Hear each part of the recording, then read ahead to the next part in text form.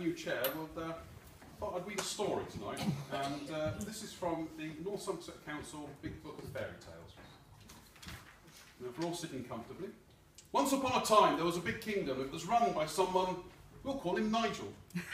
One day, some people from a little kingdom said, "We're having a few problems. Could you help out?" So Nigel did, and 2 years later, it all seemed to be getting better. Then one day, Nigel wrote to all the people saying that he had decided that some of their land and all their money would be better off being taken over by his big kingdom. The people were most unhappy. This was not his to give away. So they went to the big kingdom and complained. But the big kingdom said, "This has nothing to do with our Nigel. You need to speak to your Nigel." But the people said, "We've tried." The big kingdom said, "Have you tried talking to the accountants?" The accountant said, "Have you tried talking to Nigel?" The people said, "Which one?" And so it continued back and forth. Then one day, the big kingdom said, "We'll write a report, ask our man David to look at it and get back to you." The people went to their town elders and said, "This isn't right. You represent us. Can't you do something about this?" But some of the elders said, "There's nothing we can really do." And besides, Nigel was their friend. The people got frustrated, and some of the elders with some of the elders. Some of the elders got frustrated because they didn't seem to understand why the people were getting frustrated over things like this, or the skate park, or the golf course, or being told that they were offensive. And in any event, didn't the elders know what was best for them? So the people wrote to the local word press and said, "We want Nigel to explain his actions to us or resign from the little kingdom." But Nigel didn't speak to them, and he didn't resign. Then, on May 17th, 2016, the big kingdom said its report was finished. The people read it and said, "Hang on, this is full of errors, assumptions and missing information. No one ever consulted us, and its sole recommendation is that the big kingdom takes over the little kingdom." The report also seemed to suggest that Nigel hadn't been properly appointed to the little kingdom in the first place, though it didn't mention him by name.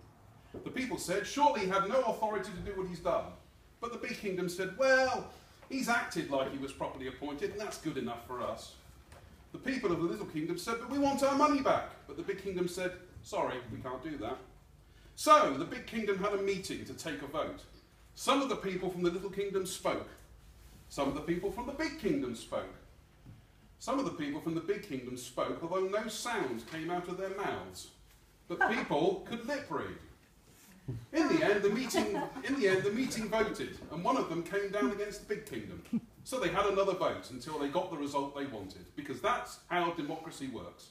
People were very angry, but David signed off the report. The end! Or so they thought.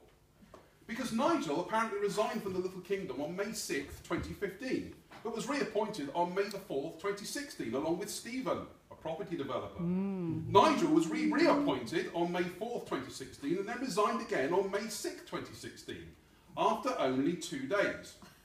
But the people were not told of this until nearly a month later, in June, after the report had been published, after the meeting, after the decision was made and signed off by David. Many people wanted to know what Nigel and Stephen were doing back in the little kingdom. They felt they should have known this before the report was published, before the meeting, before the decision was made and signed off by David, because they could have asked some important questions. And so the people turned up at the next elders meeting and said to David, who sadly wasn't here, "Were you aware that Nigel had resigned, was reappointed, and resigned again before the report was published? Before the meeting, before the decision you signed off? A simple yes or no will suffice." But David wasn't here. To be continued, because every good story deserves a sequel.